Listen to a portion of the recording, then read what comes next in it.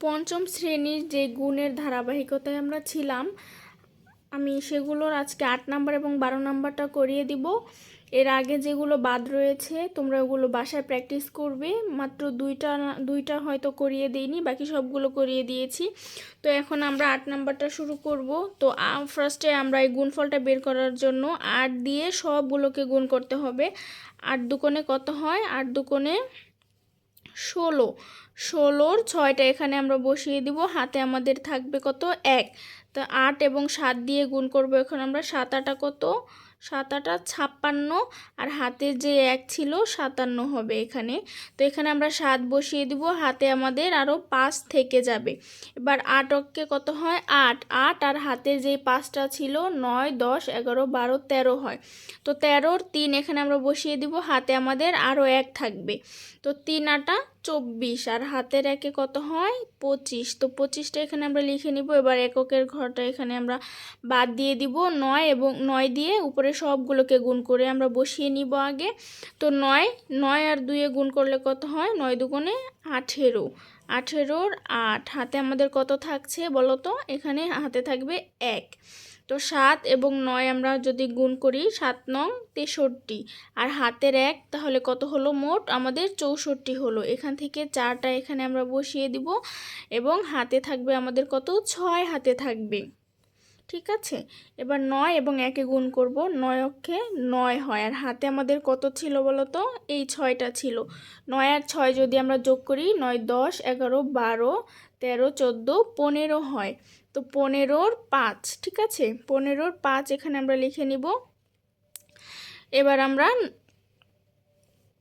15-র 5, এবার আমরা 9-কে 3 দ্বারা গুণ করব। 3 নং কত হয়? 27 আর হাতে ছিল 1, তাহলে মোট কত হলো? 28। তো 28টা এখানে আমরা লিখে নিব। এবার দশকের ঘরটা বাদ দিয়ে শতকের ঘর থেকে আমরা শুরু করব। তো 8 দিয়ে উপরে সবগুলোকে গুণ করতে হবে। 8 দুকোণে কত হয়? 16। 16-র 6 হাতে আমার থাকছে কত? 16-র 6 বসিয়ে দিলে হাতে থাকছে 1। তো 9 এবং 7 যদি আমরা গুণ করি, তাহলে কত হয়? 7 নং 63 হয়। ঠিক আছে, সরি।